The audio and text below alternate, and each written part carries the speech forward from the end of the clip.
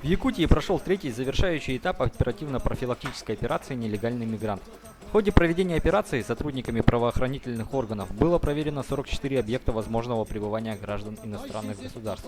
Всего был проверен 731 гражданин, выявлено 131 факт административного правонарушения в сфере миграции.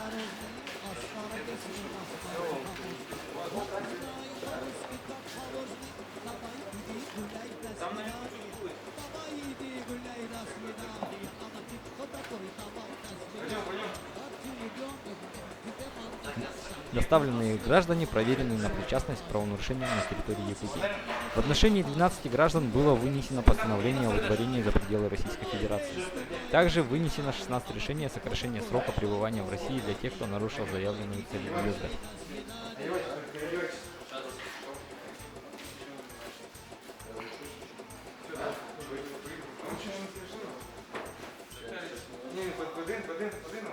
По итогам операции наложено штрафов на сумму более 230 тысяч, при этом взыскано 190 тысяч рублей.